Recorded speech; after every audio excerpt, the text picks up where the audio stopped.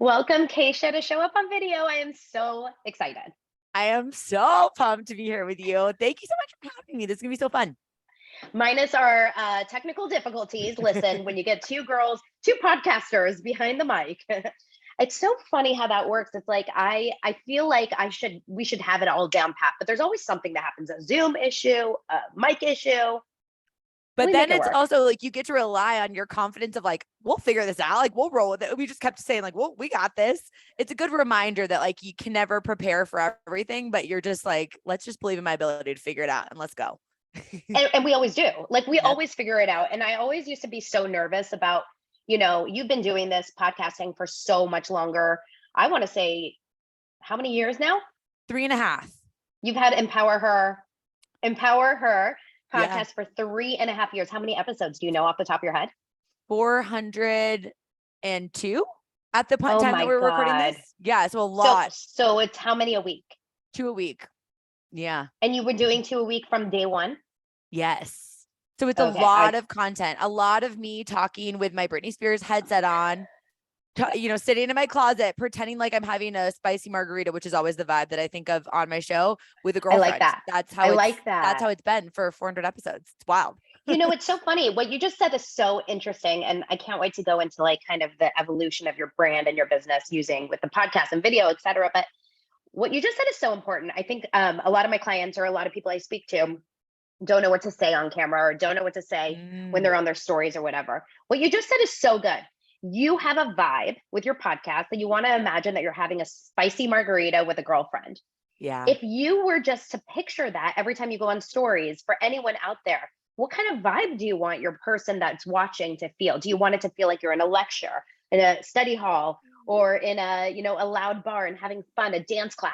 I love that. It's a great, prompt. It's also really helpful if you're struggling with putting yourself out there to be able to picture someone. Like, so a lot of people talk about niche, but I also think a lot about positioning and the feeling of the community. So when I started my podcast 3.5 years ago, the intention behind it was I wanted to create a come with me, let's figure this out together type of show rather than a look at me, I've got this all figured out. And I do really believe there's a time and place for experts, but I don't want to be one of them. And it helped me a lot with the imposter syndrome element because I wasn't faking it. So I didn't feel like an imposter. I didn't pretend like I had it all figured out. And it's been helpful from a video perspective as well, which I know your audience can connect with, is I'm picturing like on the other side of my phone is that one girlfriend. I've named her Ashley, and I just picture her. I don't say you guys because Ashley's consuming this content by herself. And it's a lot simpler for me because then I'm not noticing, maybe thousands of people do see the story, but I'm not feeling the pressure of thousands of people. Because when you think of thousands of people in a room, it's like, whoa, like all of a sudden you're like sweating weird places, like it's a whole thing. But when I'm just picturing Ashley, who is my girlfriend, and I just want to be like, come with me, this is what I'm figuring out, she connects with that. And then also it really makes it a lot simpler for me because that's who I want to serve. And if I serve people outside of that demographic, great, but she's who I'm picturing. And then also she's who I want to show up for when I have moments of doubt and I don't want to show up, but I'm like, oh, she needs me and I know her, right? Like you have to be a reliable friend and they're like counting on you because you're there for them.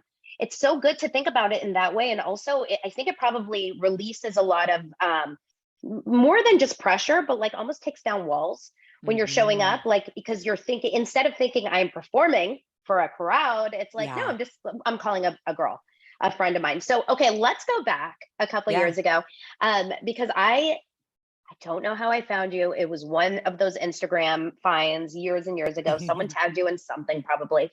And I remember following you when you were living in, was it San Diego or California or something? Am I crazy? Yeah, it was. From Seattle, lived in New York, lived in San Diego, lived in Austin, and now we're in Denver. So we've my husband and I have hopped around. Yeah. You guys are all over the place. So it was San Diego. I do remember that. And I'm here in LA. So it was like a Southern California vibe. Yeah. And I just remember if I could, you want this, I think anyone listening, you kind of want this to be a thing for you. When people talk about you, what do they say about you? And if I could think of a word for you, I would say like, I don't want to say it in a negative, but like spaz. Energy. I self-identify that way too. Yes, like I just think of you on a trampoline, like dancing in the morning. I remember seeing you always making smoothies and like shaking your hair. And the fact that I can remember that years later is pretty Like it was obviously different than what I was seeing a lot online. So tell me kind of where you started and like, where did that world come from? Yeah, it's so interesting that you say that, because when I first, like, I did what a lot of people do, where I followed the path that I thought was going to get me to the point where I would feel successful. And when I got there, I looked around and it felt like it was really unaligned for me. So I worked in the corporate world. My last corporate job was actually at Google in IT recruiting, like hiring software engineers, which was way back in 2015. But I checked all the boxes. And then I still, like, something was telling me there's something more for you.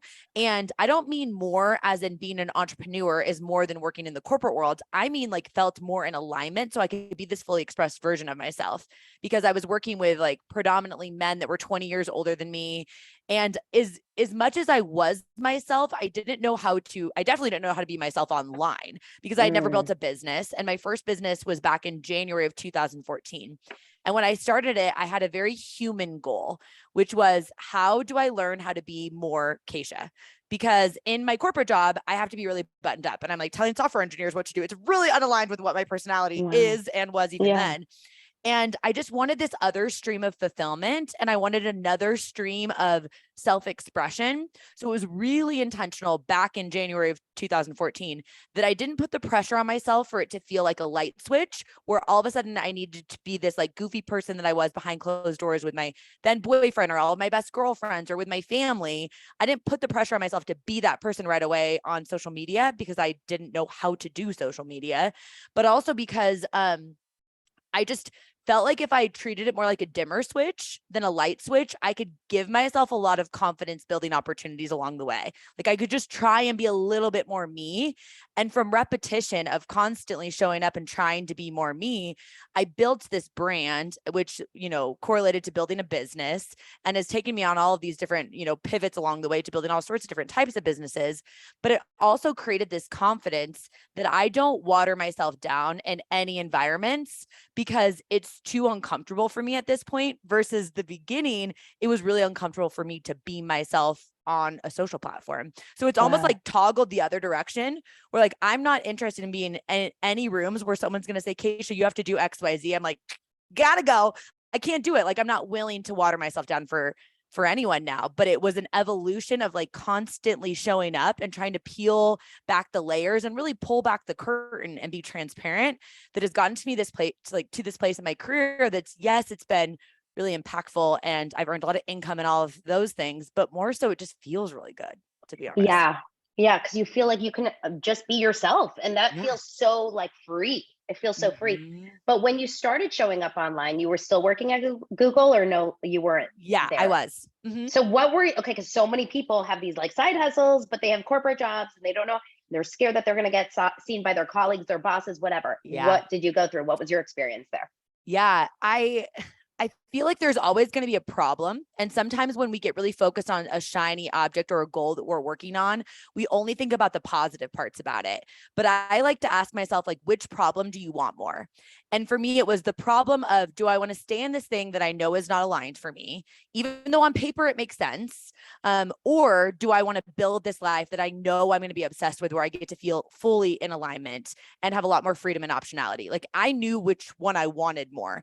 But do I want the problem of putting myself out there and other people giving me feedback, worrying what other people, coworkers, family, friends are going to think about me? Or do I want the problem of trying to shove down this feeling that's telling me there's something else for you?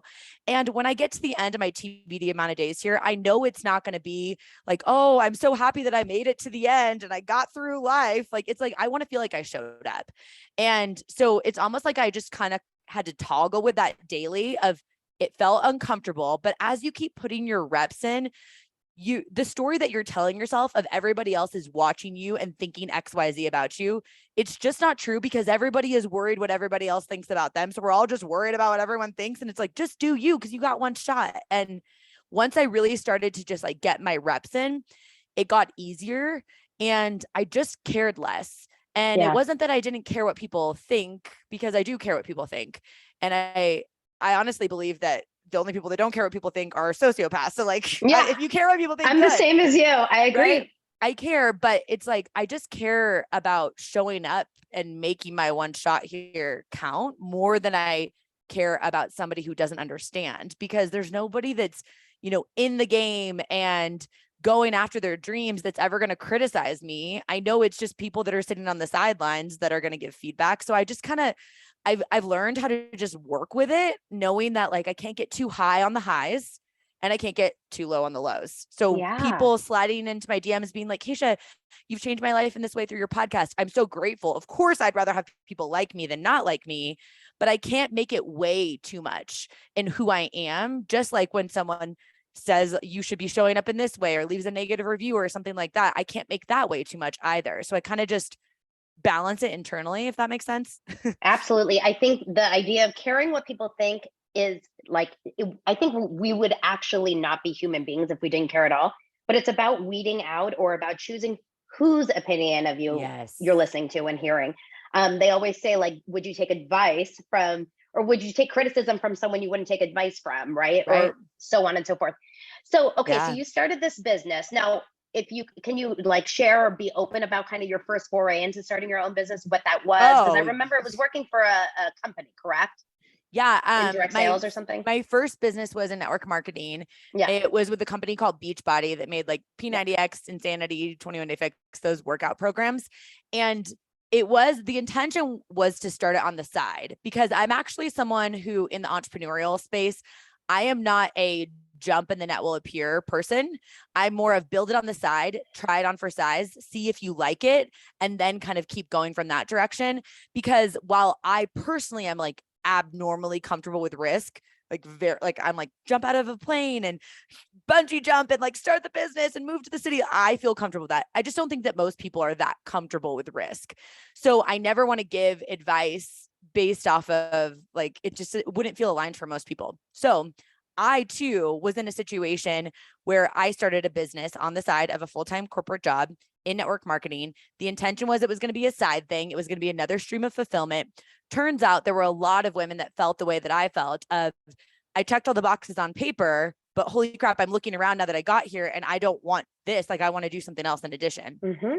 So the idea with that business was either I was going to help them build confidence to figure out what their thing was, which often was correlated to like fitness and keeping promises to yourself and showing up for you, or I was going to help them learn how to build a side business. And turns out there was a lot of people that fit into that target demographic. And in network marketing, a lot of people that are speaking on stages and have large businesses often have this really big back against the wall story. And I remember going to a conference thinking, gosh, like I don't have a story like that. Like that's just not my reality. I don't have this back against the wall, overcame this like huge, massive thing or like crippling huge hurdle. Like, tried to make it work.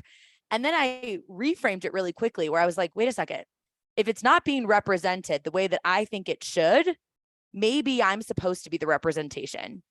And I was like, there's a lot of women that have to feel like me. And it turns out there was. And that then turned into me getting the opportunity to speak on a lot of large stages and build this massive team. And my husband, boyfriend was going to NYU dental school at that time. And I was supporting both of us living in New York City. I left the corporate world in 2015 when that side business was now making more than my full-time income. And then we moved to San Diego, and the intention there was I was going to figure out what I wanted to do next. But like many people listening into this, I didn't know what that was. Like I had a very visceral feeling that I knew I wasn't doing the thing that I wanted to be doing anymore, but I didn't know what it was. So I was kind of freaking out about it. And then I decided to start the podcast with the intention of this come with me community, but also interviewing and talking with people that I could literally just ask advice for myself and for the women in my community. Like I would Google, feeling lost, and I'd look for someone who wrote a book about that. And then I'd slide into their DMs on Instagram with a video.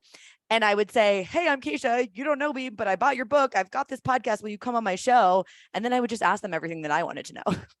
It's amazing. Podcasting is such a great form of free therapy, networking, problem solving. Literally. Yeah. And then from there, I just built a community and I listened to what they wanted. And then it turns out that they wanted to have this membership community where they got to connect with other people and dive deeper. And we ended up building like a 3,000 person membership, and they wanted to start their own podcast when COVID hit. So I built out a course to do that. And then they wanted to monetize. So I've just basically been listening to what they've wanted, and I just create and co-create with my community. And a lot of that, which is super aligned for your audience, is because of the trust and credibility that's built through video. Like I'm a podcaster, but I also like 100% know the ROI on Instagram stories, and making sure that you prioritize it because people want to feel like they know you. And especially millennial buyers, it's like they want to know who's behind the brand. Like we can't just hide behind carefully curated content. People want to see that you're real and less polished and not pretending like your ish is together all the time. Like it's just not relatable.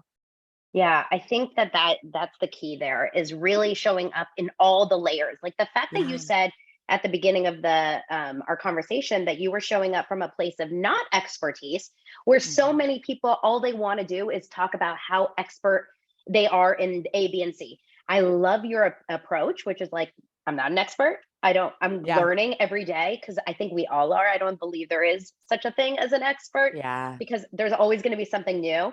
But when it comes to you showing up as it's approachable. I think that's the key for you. You're very approachable to your audience. You come from a place of, let's do it together. Hold my hand. I'm maybe a little bit ahead of you, like a step ahead of you. So I can kind of pave the way, but I'm still going to F up. I'm still going to like fall and hurt my knee and figure it out. And so what was the biggest, like, did you ever have a moment where you went through something really challenging, maybe publicly with your audience, or maybe something personal, some struggles? And if so, did that kind of connect you more with them? 100%. What first instantly came to mind was last year, my husband lost his dad. And I listened to this episode about 4th of July. Yes. Yeah. And that was on the 4th of July of last year. And what was really interesting, and I think a lot about this in terms of comparison, that a lot of people struggle with, yes, comparing themselves to other people, but I actually don't struggle with that as much as I struggled and constantly am working on not comparing myself to a prior version of myself when the circumstances were different. So for example, prior to getting a phone call that my husband seen his dad's cancer was back, he's up in Seattle. We were living in Austin at the time. The day before we got that phone call, I literally felt like I was unstoppable. You know, like those seasons in your life where you're like, I cannot be touched. Like I'm on a train to Though. Like, let's freaking go. Like I could just like crush like through everything. I was feeling on top of the world.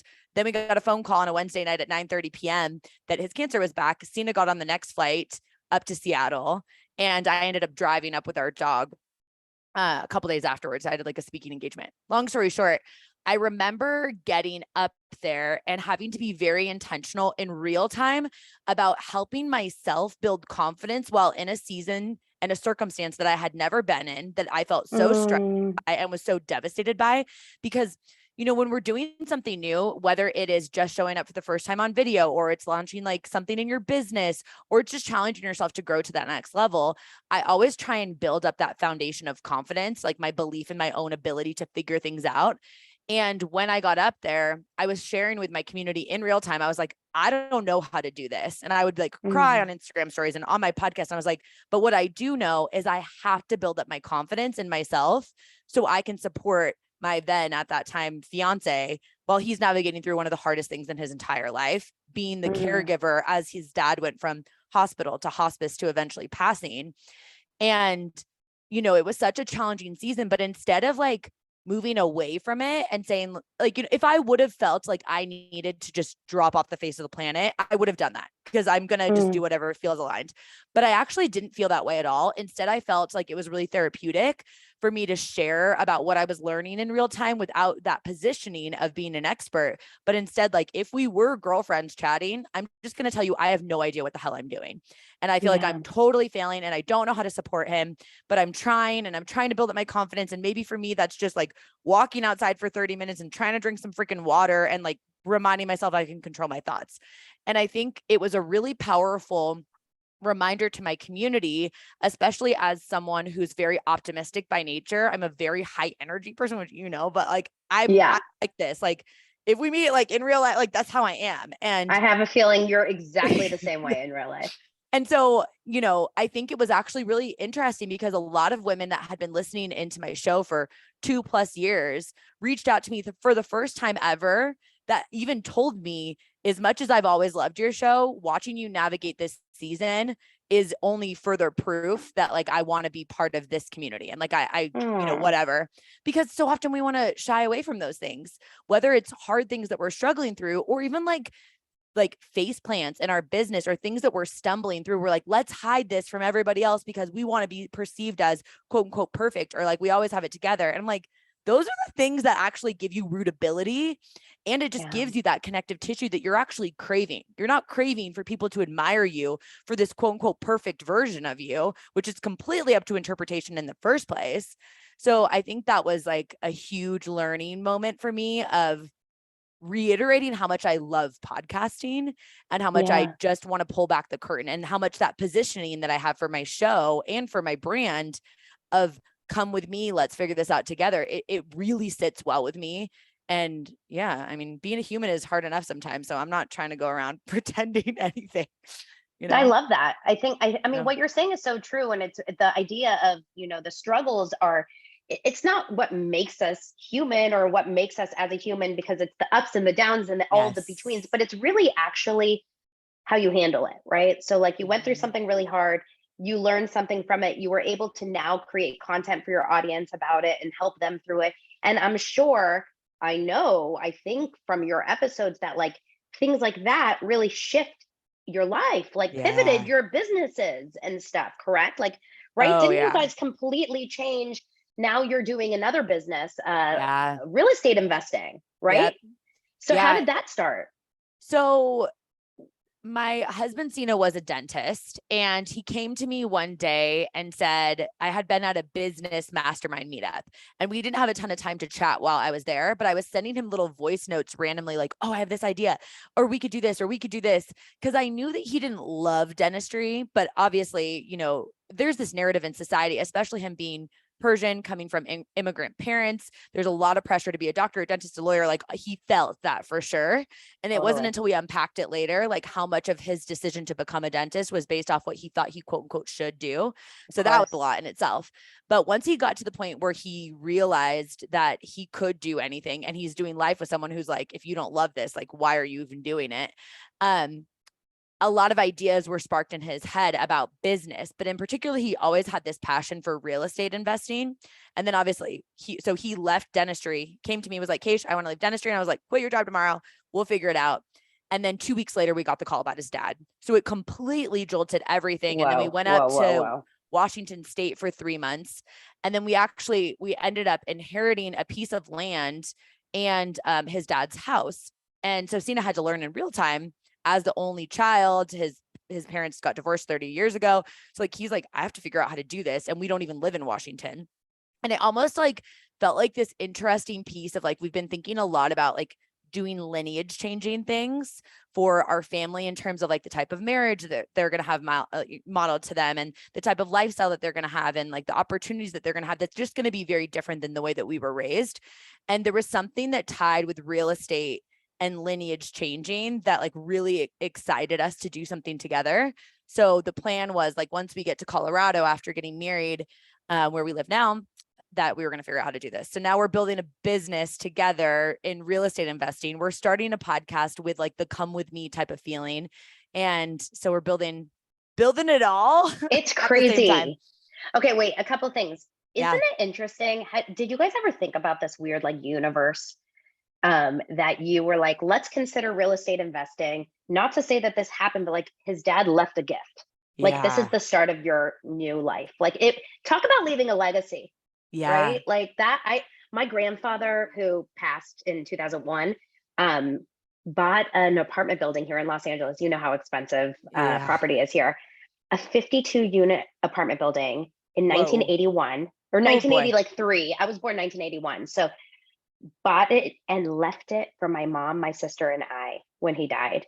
And now we own this if not for like my kids go to a nice school because of my grandfather passed before they were born. It's amazing. Real estate is that is the bomb.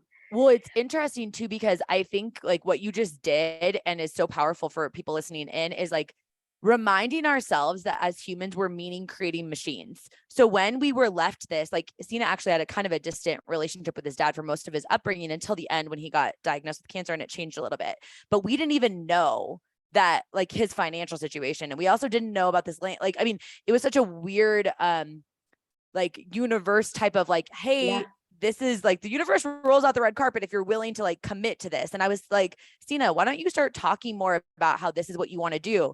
And from there, we connected with someone who ended up becoming his mentor. And then we connected with this other, I mean, it just like all of a sudden now we have all of the connections that we need to build our own real estate portfolio. And then we have a business that we can drive that income into. And I'm like, this is all supposed to be happening. Like, it's really weird, but we've also created the meaning, and then whatever you look for, you're going to find. So now I'm just looking for all this evidence to support that we're on the right path. And how many people, Kacia, how many people would be presented that exact situation and be like, nothing's happening for me. Yeah. It's not happening. Or I don't know what to do. Exactly. Yep. Right. And then it's like, of course you don't know what to do because this is brand new. Like, nobody knows what to do when they're starting. I don't know what I'm doing right now. I'm just throwing shit at the walls. But honestly, I just got off of a call. I was speaking to 200 real estate agents about personal branding and getting on video.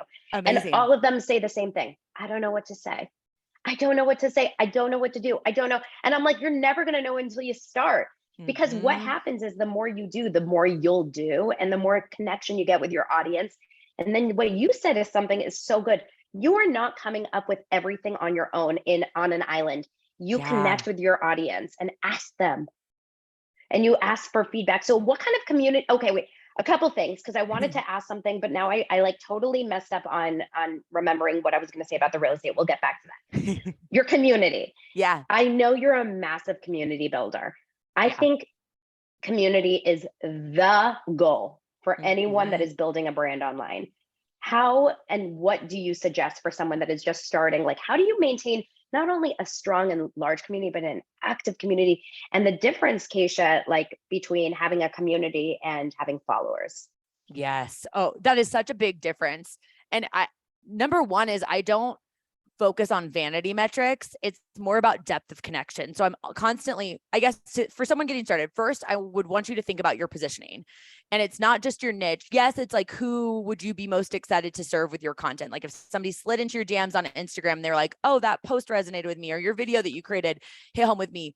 I guess, what stage of life are they in? What are they struggling with? I think that's really important.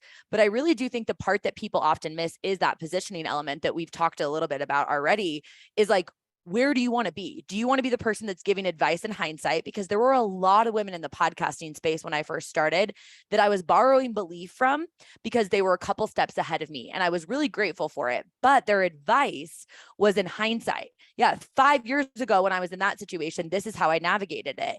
And I felt like I wanted to have the positioning of, I just ugly cried on my bathroom floor and my snot and my mascara got together in my mouth and I choked on my spit. And now I'm like, that's what I was like, I want that because that's what I also need. Like, I do need people that are a couple steps ahead of me so I can say, like, if she can do it, so can I. But also there was this part of me from a positioning perspective that I just didn't want to try and tell everybody prescriptive advice. And again, I don't think it's right or wrong. It's you just personally, the person listening into this that's maybe just getting started, it's asking yourself, what's going to feel best for you? Because this is really comfortable for me to be like a girlfriend to people, versus some people really like to teach. And that's just not my vibe. I'm so much more of a preacher than a teacher. So it's kind of understanding that for yourself. And then truly asking your community for feedback and making sure that they know that they're appreciated. So something that I've done for 3.5 years, it's so unsexy, but it's also so fulfilling and it's really worked well, is every single time that someone tagged my podcast for the very first time, I would send them a personalized voice message. I have not outsourced my DMs at this point in my business. I do them all myself. Like, I mean, I've just been really consistent at showing up and making sure that people know that they're appreciated. And then I ask for feedback that doesn't put the work on your community. So for example, a lot of podcasters, because I work with so many podcasters, they say like, what would you love to hear on the show? Or why do you follow me? Or what would you like to get from me? That requires the audience to then come up with what they want you to teach them. I like to get into their emotions. So I'll say things on Instagram stories like, what's keeping you up at night right now? What are you really anxious about? What are you stressed about? Like, what problem are you navigating? So then they get to answer, and they're literally giving me my content, based off of the things that they're working through, but they didn't have to search their head to try and create that for me. So I'm trying to make it really simple. And then the other thing that I've done is I've told them how I want them to explain things. So a lot of times we think a lot of about branding and niche, but I've just created this like one-liner where I'm like, if you're going to talk about the podcast, explain it like it's a come with me podcast or we're drinking spicy margaritas. I've said it so many freaking times that now people tag me when they're drinking spicy margaritas. Our event that we're doing in Phoenix in October, we're literally having a spicy margarita night. Like, it's become this brand where I've just said it and I've kept it really simple. And I think sometimes we just get all up in our head, but it's like, give something that people, or give people something that they want to be a part of, right? Like, I want to be a come with me type of girl. Okay, great. You are now. So this is what we do as come with me people. We aren't judging people for XYZ. We do this. And a lot of times we focus on how is that person going to perceive me? But I want to reframe it constantly and say, how do we think about this? Like, we believe XYZ if you're in this community. And people don't spend enough time thinking about that. From my perspective, they worry a lot about the optics of if they're going to be perceived as credible. Yes. Oh my gosh. That was such a good answer. What do you, where do you keep your community? Where do you have them go other than Instagram? Because in Instagram, it's you speaking to many, but they're not speaking to each other. Exactly. Yeah. So we have a lot of different ways that we kind of funnel people. So from the podcast, I take them to a text list. And on the text list, they join into a Facebook community, which also allows me to get their email, right? So like, I'm really intentional about building on rented and owned platforms, right? Sure. So for example, like if someone joins my text list, then my operations manager responds to all of those texts and is like, hey, are you in our Facebook community? Click here to join. It takes them to a page where they type in their email and then they get the Facebook link. So they can participate however they want to, right? Do they want to just be on the text list, where I believe I get to scale intimacy, because texting just feels a lot more intimate than email does. And then also I can capture their email. And then if they're in the Facebook community, I'll do like live Q&As in there, or there's like little opportunities for them to connect and we do fun giveaways and stuff. And then also they're over on social media. And I do a lot of things on social media where I'll say tag a girlfriend who makes you think of this, because I really want them to start to engage with each other. So my page is a platform for them to also engage. And then now I think what's really going to take it to the next level that I've wanted to do since the first day I started my show was doing in-person events. So we're doing our first 500 person event, and the intention is for them to connect. So I think that oh my gosh, really 500 people. Yeah. 500 people. And how many, you're having a bunch of speakers or just you or what? Yeah. It's 8 keynote speakers and it's 3 days. And really the intention is for them to be really inspired and also have a lot of freaking fun and just like take a break from their daily life, but also get really connected with like-minded women, because there are so many women that are this like come with me, but they're big dreamers and they want to be in a room with people that don't think that it's stupid that they don't want to have a mediocre marriage. They want to have an exceptional marriage, and don't think it's crazy that they want to do XYZ. It's like, oh, how can I help you? And I know that I'm the person that can curate that type of environment. And then I just literally handpicked speakers that have been super impactful for me that I know will bring it. And yeah, so I'm really excited about it. And why Arizona though? So random, because you've never lived there. Yeah, I've never lived in Phoenix. Part of it is because it was in October and I know that it would be really nice good for weather. People to like, and even like we have a VIP night that's on a rooftop terrace, and like I just wanted it to be good weather. I wanted it to be accessible from like a flight perspective. The housing like or hotel blocks and things there are a little bit simpler. We'll probably end up doing the next one in Denver because now we're here, but I knew I didn't want to do it in Austin. Because I knew we were going to be leaving Austin. So I was like, well, I'll just pick a random place that I know that like people will vibe with. We have a lot of friends in Phoenix, and some of our speakers actually live in Phoenix that I knew I wanted to enroll in it. I know. I'm going to Powerhouse in Arizona end of this month. Yeah. I'm going over there. I love it. Yes. I love it. I love Lindsay, and I will see you there because my operations manager, Jackie, and I are coming too. Oh my gosh, that's amazing. Yeah, you guys have a good circle of like a bunch of you guys have been, and that's my question for you. Have you been part of many different masterminds and coaching groups? And is that like kind of an essential part of who you've become and why you are where you are? Yeah. So the first time that I spent money on my own business was back when I reached out to Chris Harder, who is my business mentor now, and he's speaking at my event too, actually. But that's awesome. He has what's called an elite level mastermind, and you have to make $500,000 a year. He takes 25 entrepreneurs. Everybody's got different backgrounds. I had seen content about it. Ironically, I had seen video content about it, and I was like, I want to do that. So I DM'd him before I even started my podcast. And I was like, Wow. right now I have a network marketing business. I'm making a few $100,000 a year from it. I don't want to get in off of that. I want to start something of my own. And I want to get in with the income requirements from a new business. So I DM'd him. And then a year later, I was like, yo, I'm back. And That's awesome.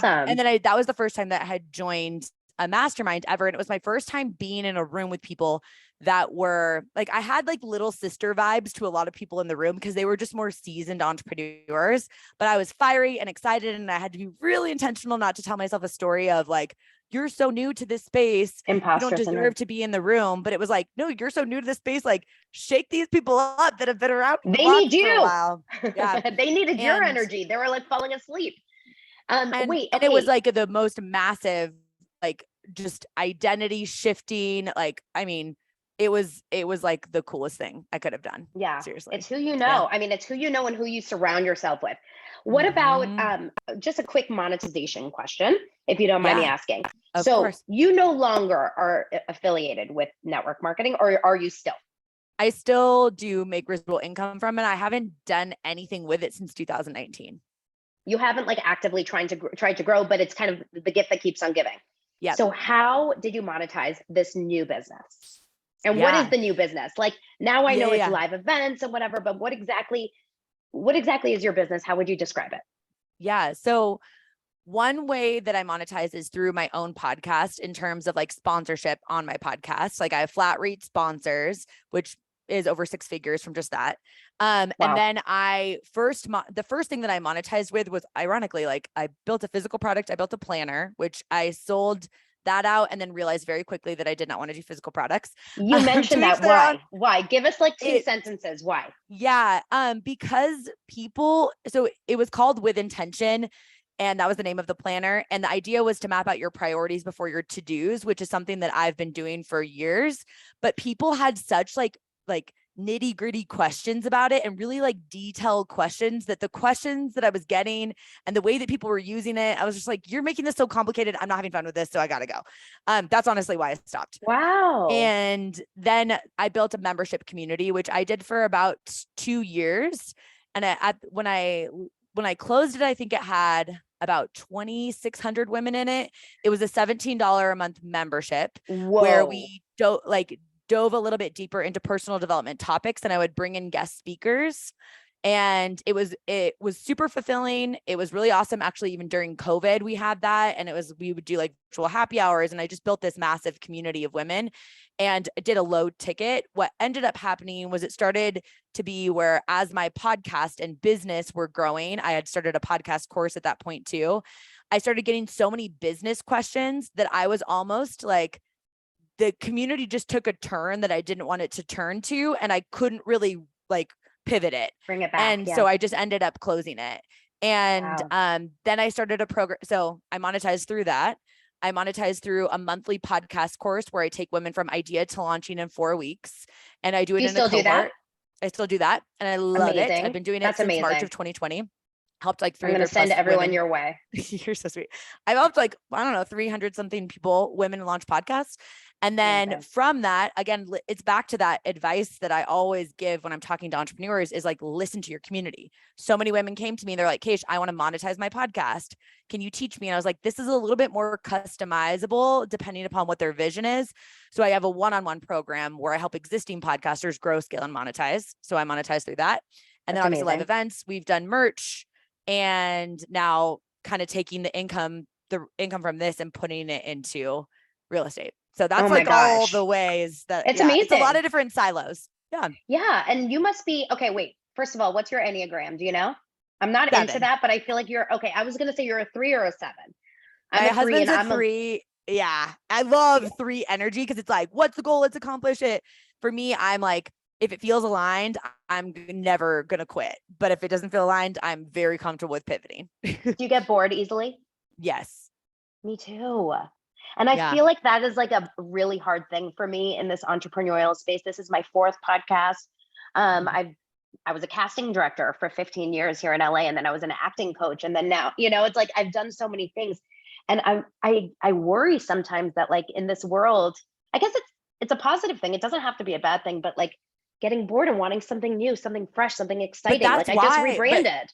but you're in the right lane. Like I actually think, so one of the beliefs that keeps me showing up so consistently is I believe that your life is a testimony for other people of what's possible, right? And like we have Okay. to constantly be able to borrow belief from other people. So I've thought a lot about like, what example do I want to set? And it's like, I want to be a passionate person who also normalizes changing her mind, because I have Ooh. done so many different things. I literally just did a presentation to a business group last week here in Denver, and I showed them every single product that I've created and then why I left it. And I've never done a presentation like that, but it just came to mind. I was like, I reached out to my operations manager. I'm like, can you just throw like a slide and just like put a picture and like, I'll just riff. And a lot of people resonated with it because so often we're told, and I think part of it is ingrained from like generations above us, of like loyalty to a company or loyalty to a lane is something to be admired. But in reality, I think like the world that we live in, creatives like you and I, and probably a lot of people listening into this show, like you're not supposed to do one thing for forever, because you learn so much and you evolve. So you take what you learned from that and you apply it to the next thing. And then you get to be living, breathing proof to other people that if like you can do it, then they can do it. So I Yeah. actually really love when people identify as multi-passionate and struggle a little bit with this whole niche thing of like, oh, I need to just only talk about this one thing. I'm like, I'm not going to be fulfilled if I can only talk about one thing. And if all the quote unquote experts out there are going to say that's the right thing, I'm like, well, I'm pretty freaking happy. I've made a lot of impact and I'm making good money doing this. So like, I actually think it's fine. Like, I'm not going to do what you're saying that I have to do. And I Yeah. think we get to all decide what that looks like for us. And it makes it more enjoyable. Like you're going to show up and Yeah. create more content. You have to show up all the time. You're doing 2 episodes a week. I do 1, and I don't know how you do 2. What is your workflow like? Like, how does Yeah. that work? You So have I a do short pep talks on Mondays that are Okay. less than 15 minutes. And it's literally a topic that I just riff. So it takes me 15 minutes to do it. So But you that have a makes it, list that you're like going off of? Do you have an yeah. I outline, mean, or you just go? I ask my community what's on their heart. And like, I just did one about being in this weird stage between knowing that we want to start trying to get pregnant, but I also don't want to start right now. So there's this weird 6-month gap in between. I literally just recorded a 15-minute podcast about that. And it was like, we were sitting across from each other. Yeah. So I've made it simple in that way. If I'm going to talk about something specific, I'll have bullet points just to keep me on track, because I'm also really squirrely. And then if I have guests on my show, I know them and their content well enough that we can, like this, like you are such a good interviewer because you're so comfortable, and you're not sending me over a list of questions and saying like, this is what we're going to cover. And then you know how some people are like, I can't. I'm like, I I'm never can't. going to I don't read your question. Like when I'm on people's shows and they're like, here, Kacia, here's all your questions. I'm like, I'm like, I'm bye. going to be on your show for an hour and we're going to talk about whatever you want to talk about, but I am not spending 30 minutes preparing before. Like, I'm just going to come on and we're going to chat. And It's so I not my think, style either. yeah, it's just, and again, it's whatever works for you. And I've evolved to feeling a lot more comfortable with podcasting because I'm 400 reps in, and plus Yeah. all the shows that I've been on. So it's gotten easier the longer that I've done it. But one thing that is really helpful for me, which hopefully can be helpful for someone listening in, is I take inventory of my energy levels. And obviously I'm an entrepreneur, so I can build out my schedule more than someone that's working a full-time corporate job, but it's still reminding yourself, if you're naturally more energized in the morning or after you do a workout or something, don't waste that time with admin stuff. I'm like, that's when I want to like get in the shower, get dressed. Okay, I have a ton of energy. This is when I'm going to create video content. This is when I'm going to do a podcast. Often, because podcasts, I actually don't record mine via video. My husband and I are going to record ours and do YouTube, but I often am sitting in my closet in just my sports bra, like, and shorts, like in my closet, You're just not naked, recording. but okay, everyone, she's wearing pants. But if I was, you wouldn't even We know. Okay. wouldn't know. But truly, I mean, because my energy is so high at that point that I will never answer emails or DMs or anything that requires lower vibrational energy during a time that I naturally have higher. And even if Amazing. you're in the corporate world, you can ask yourself, like, am I doing these like all of the boring stuff or like a little bit more mundane stuff? I do that at like 4 p.m. Like I'm not When you're wasting my like crashing. 9 a.m. Yeah. And my 9 a.m. energy is not getting like not going into my emails. No. That's so interesting. That's a great tip for anyone that's like doing time management stuff and struggling. And then once you record, do you have a team? You have a podcast production team or whatever that goes and creates all the stuff? So or is it just you? I actually only have 2 people that work for me. My best friend of 15 years, Jackie, who does all operations. And then Amazing. my husband doesn't work for me, but he does all my podcast editing because he likes editing stuff. Yeah. So you just send him the file and he goes. Well, yeah, I'm like, babe, I just recorded an episode. Can you do this today? Like that's our workflow. And then I had a season where I was like building a company and I was getting a lot of feedback from people in the business space saying, Kacia, you could do X, Y, Z, you could 10X this way, blah, blah, blah. But I had to actually ask myself, is this going to feel like I like my Wednesdays? Like I like my day to day. And I actually don't want to be the CEO of a company.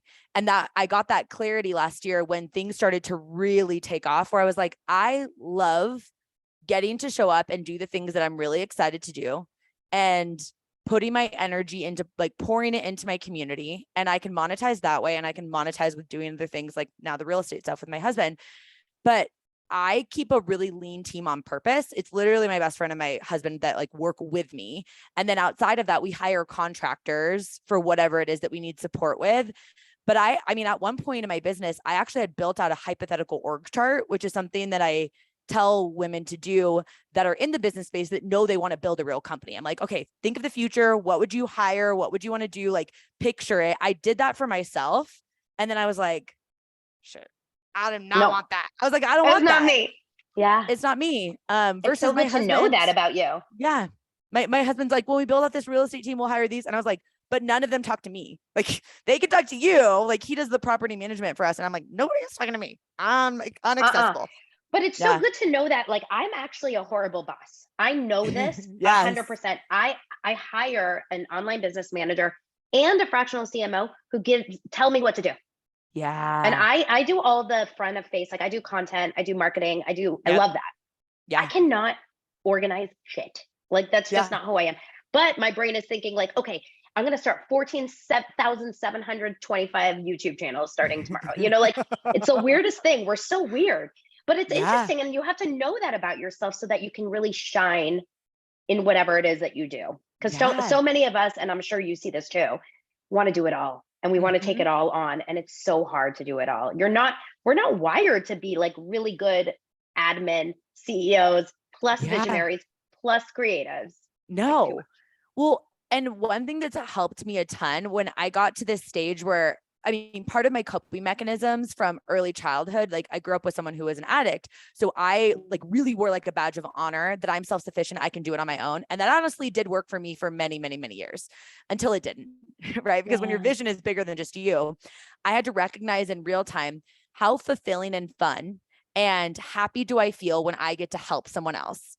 So I had to reframe this idea of asking for help by saying to myself, you are robbing someone else who would love to help you of the fulfillment and joy of getting to help you because you're not allowing them to know that you need help. And who's suffering if you burn yourself out or if you're hanging on by just like threads? It's not it's not people out there. It's the people that you literally say are your priorities. It's my marriage. It'll be our future kids. Like those are the people that are going to be impacted if I'm running around trying to wear busy like a badge of honor so other people that I don't even actually know can clap for me. No. Like I'm not playing that game, you know? That's so good. That's so good. You're going to be a great mom. I feel like you're so ahead of the game. I mean, I don't know how old you are, but I wish. I'm 32. Yeah, you're so in like a great space. You know exactly what you want. I'm almost 10 years older than you. Oh, but I think it's so interesting. It doesn't feel like, I've got that young blood.